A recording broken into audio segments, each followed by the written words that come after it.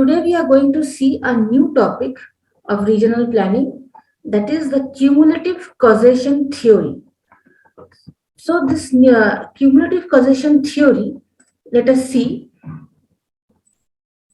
So this person, that is Gunnar Myrdal, so he was a Nobel Prize winner. So this person developed this theory of cumulative causation.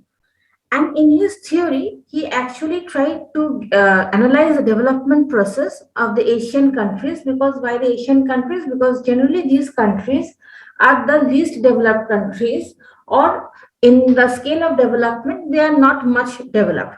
So he tried to analyze the development process of the Asian countries through these theories. What are the theories?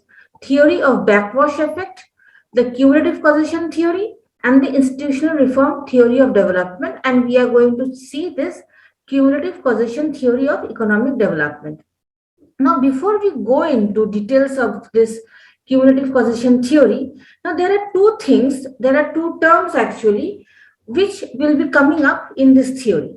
So what are the two terms? One is the backwash effect and the other is the spread effect.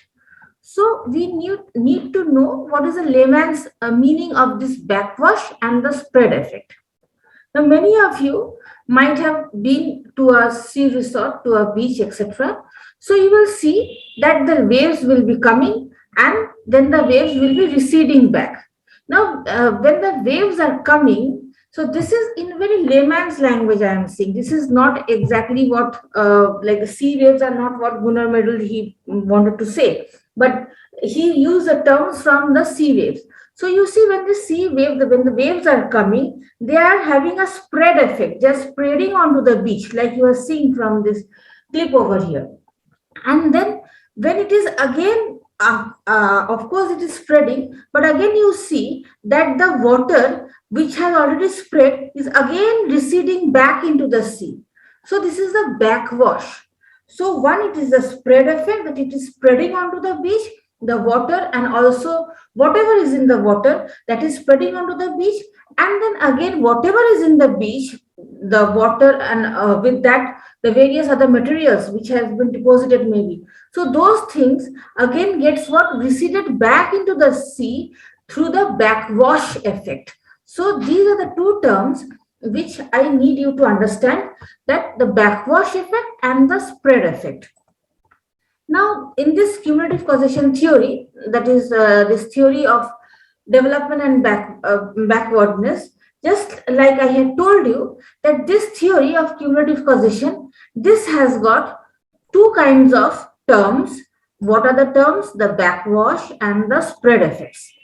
Now, according to Gunnar Myrdal, or according to the theory of cumulative causation, since there are two things, what? The backwash and the spread. So if the backwash is more than the spread, if the backwash effect, if it is taken away from that place, if it is taken away from that spread, instead of spreading, then if it is taken away from that from this area, that is, if the backwash effect is more than the spread effect, that will result into poverty. But if it is the other way around, that is, the spread is more than the backwash, that will, if the spread is more than the backward, that will result into affluence, or it will result into economic development. Now, in the backwash effect, there are three things that are LDC, or the less developed country, face. First is that the developed countries will always exploit the least developed countries in the various international economic relations, etc. Second is that the rich regions, they are generally in a semi-colonial position. What is a semi-colonial position? Just like what India had before 1947, when we were ruled by the Britishers. So we were the colony of the Britishers. So since it is the rich regions are in a semi-colonial position, so they will always try to milk the poor persons of these countries. They will try to gain economic development at the cost of the poor countries. So this is what happens in a backwash effect. Now you need to, these are the two diagrams. In growth centers, when there is a growth center in the middle, by now you all of you know what is a growth center. So when there is a growth center, I have told that there are two kinds of effect, that is the spread effect and the backwash effect. So when there is a spread effect, from this growth center, there will be various kinds of spread. The spreads will be of various nature. So the spread can be like, for example, investment. So from here, there can be investment spread, there can be economic spread in the form of salary, etc. There can be innovation spread, there can be various institutions, economic institutions in the various other kind of regions outside of these growth regions. So there can be various kinds of spread from this growth center. So these spreads are obviously of economic nature. And then there is this backwash effect. In the backwash effect, see the arrows. So in the backwash effect, what is happening? Things are being taken away. Things are being taken away from the peripheral zones. Things are being taken away from the peripheral zones by whom? By this center, by this growth center. So maybe in the form of labor, labor is being taken away maybe from this center to this center. Maybe raw material is being taken away from the centers, from the outside centers to this center. Or maybe capital, maybe there are various entrepreneurs may be staying over here, but they are investing over here. So in the backwash effect, things goes away from the centers. Things goes away. So from this center, thing is going away into this center. So in a backwash effect, what happens that the peripheral zones, they become more or less developed, while where this is getting where this is getting taken up, so that center grows. And in the spread effect, what happens? It happens from the center to outside zones. So when it is spread effect, then obviously because of the spread, then these centers will also develop. The outside centers will also develop. So in the region in whole will develop. But in the case of a backwash effect, what happens? The regions, the outside regions, they become, because they becomes from here things goes away. So they become least developed at the cost of the central zone where the things gets attracted. Now, as I have told you that there are two effects, the spread effect and the backward effect. So the spread effect is more than the backward effect in the developed regions, while it is the other way around in the less developed regions. So the spread effects results into the developed regions being more stronger, while when it is the other way around, it results into backwardness of the already backward regions. Now, according to Gunnar Myrdal, he said that if the spread effects are sustained, or if the spread, because for the development of any economic region or for the development of any region, you must understand it is very important that the spread effect must be more powerful than the backward effect, because backwash effect takes away the things from those zones. But in the spread effect, what happens? Things are spread, or development is spread to the peripheral zones.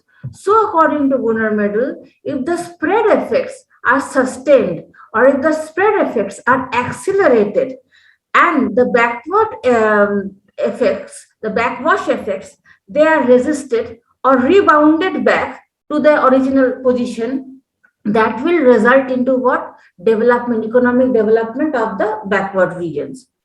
So so these two effects originate right at the center of the economic expansion, or these two effects originate at the growth center, just like I had shown you in the previous slide. Now, what if there is a stagnation?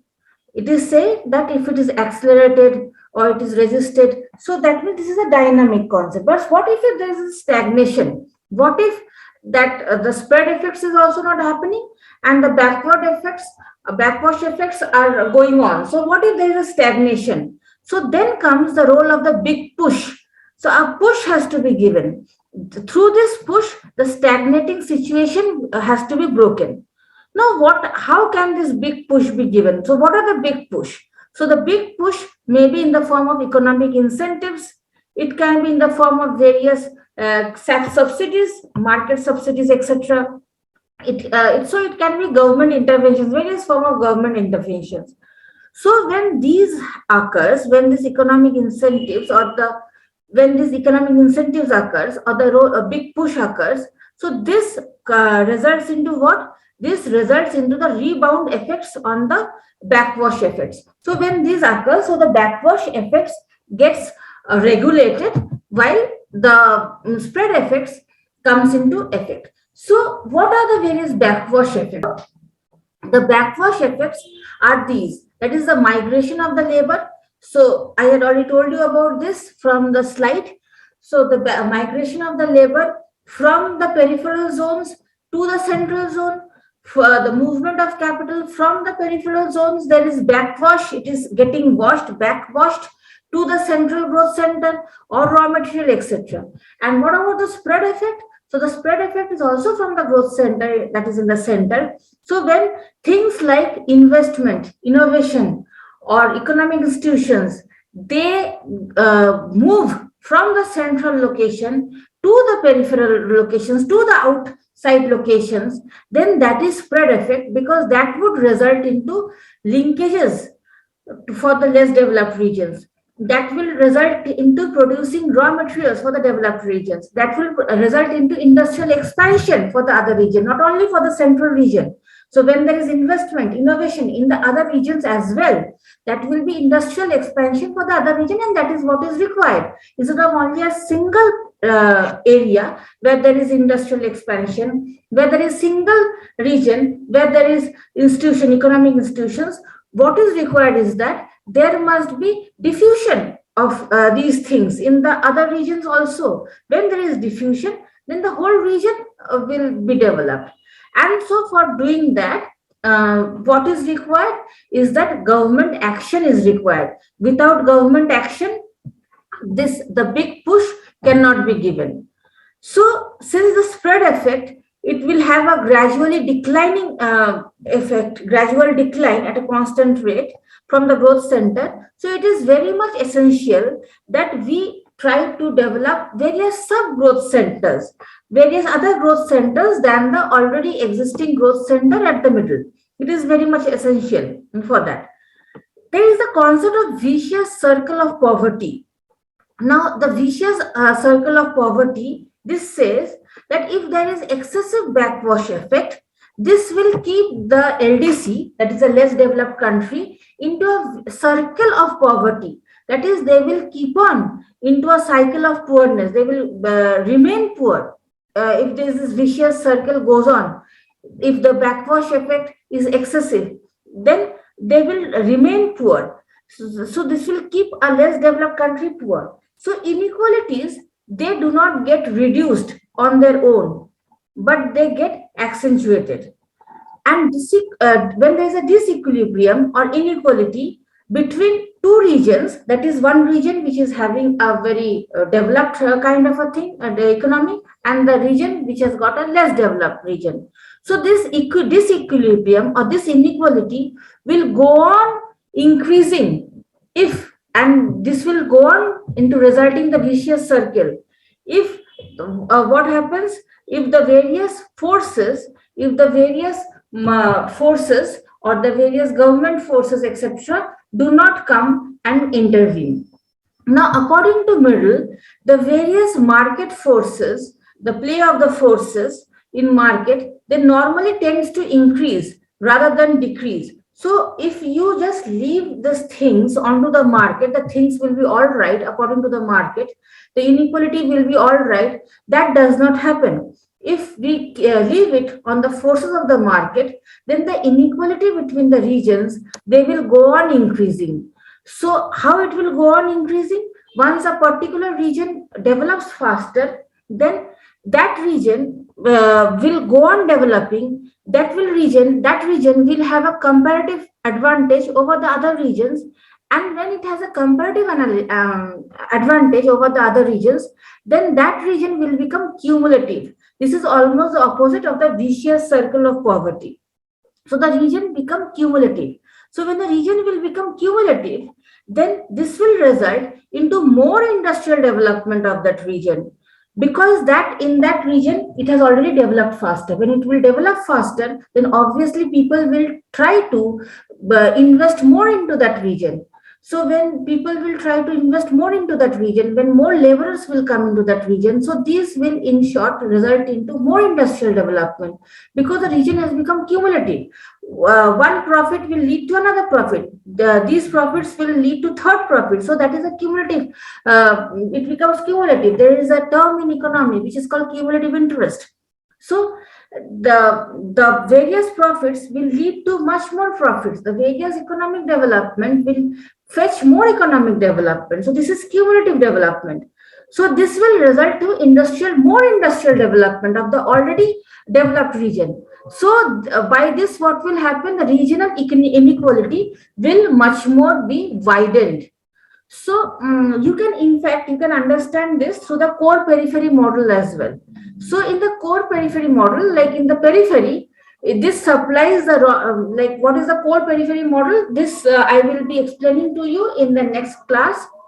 So in the core periphery model, the periphery, it supplies the raw materials and raw human power to the center. You just try to remember the the diagram that I have shown of the small circles and the bigger circles in the peripheral zones. So just try to remember that, just try to recall that diagram.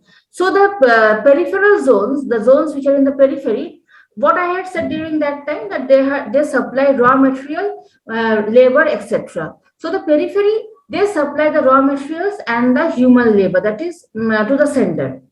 And what does the center in turn supplies in the form of spread effect?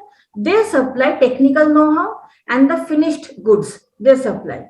So this will result into the rise of new core regions.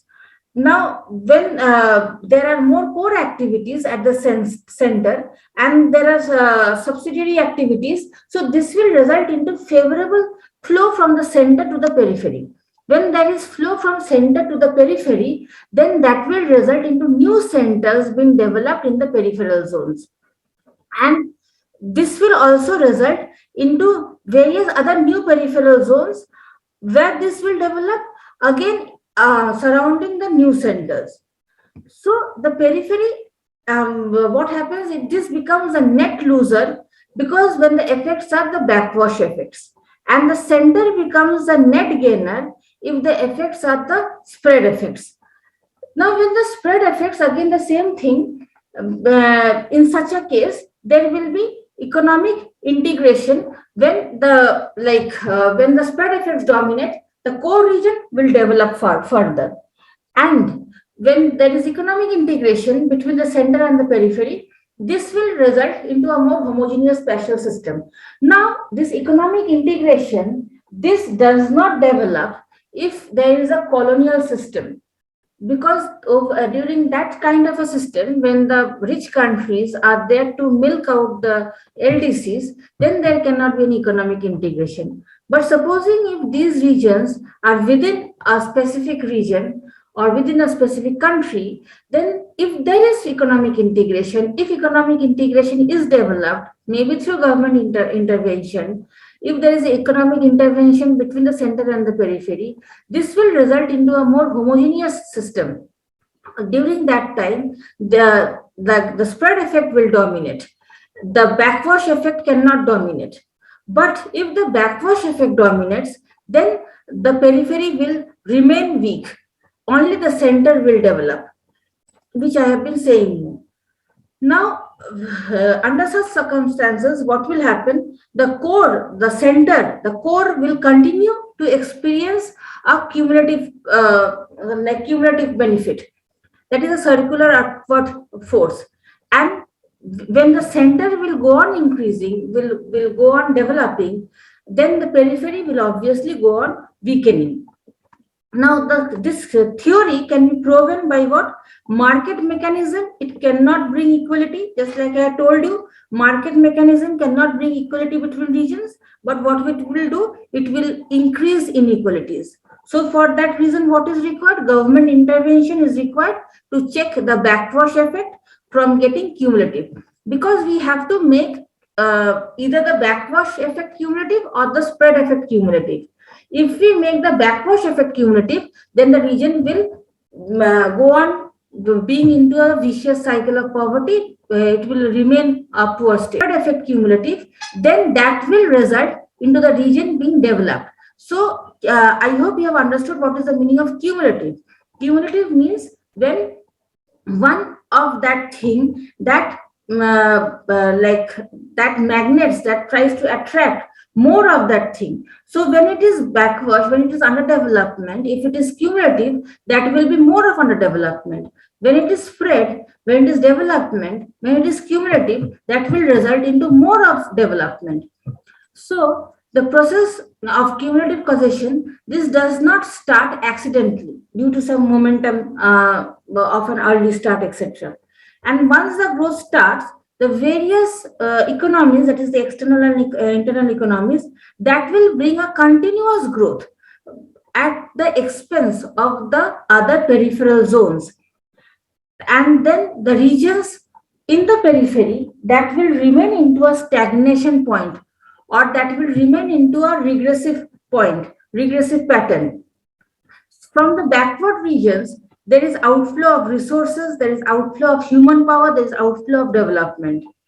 While for the spread effect, there is development of infrastructure through investment, and that will also result into industries, various types of growing of industries. Now, how do we get out from the trap of the cumulative causation? We have been hearing about backwash effect and the spread effect and the various other things. So now, how do we get out from this trap of cumulative causation of backwardness? First of all, regulating international trade. Now, supposing if there is free trade, if free international trade has more backwash effect, now that should be checked. Then government incentives, what I have told. Now, if market, I have told you that market mechanism that accentuates backwardness.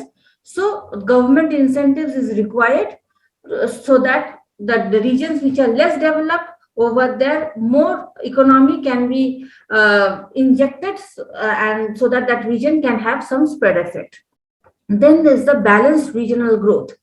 If we have regional inequalities, maybe through circular causation theory, then we have to bring in the concept of the balanced regional growth, or regional disparity has to be removed. Now we have got a whole lecture on regional disparity. So you can go through how regional disparity and how regional disparity can be removed. Greater complementarity, integration and linkage. Between what? Between the center and the peripheral zones. So if the center and the core are in a semi-colonial relationship, then that will result into what? That will result into more underdevelopment. So to end that, there is some kind of integration is required between the center and the peripheral zones.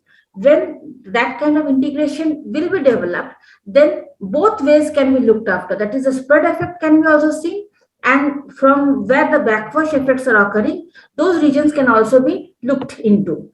Then transfer of funds and technical knowledge to less developed countries.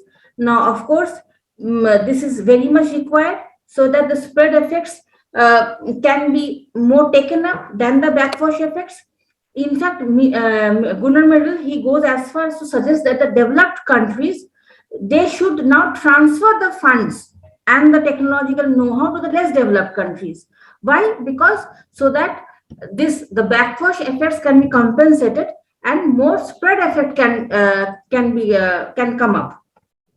Now that's next is overcoming of corruption in less developed countries. Now this is a huge issue in the less developed countries.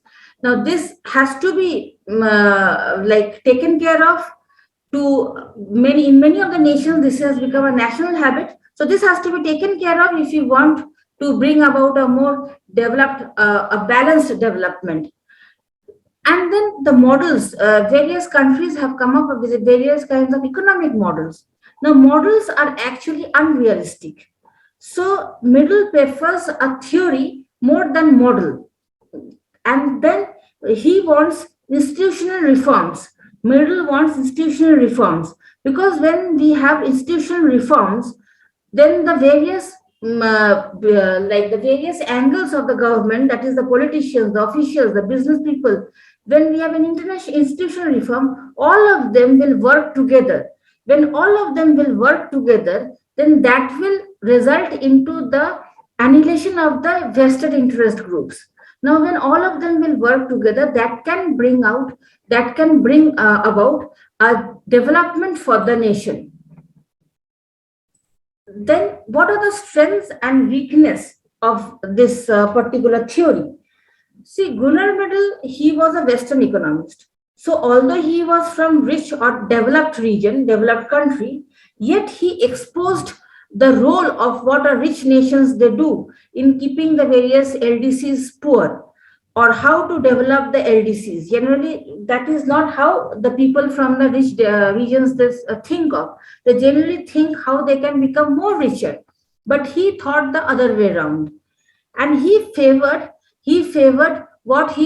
government intervention, government sponsored intervention, so that by way of that, the nation, that region can come out of the vicious circle of poverty, although he belonged to a capitalist nation.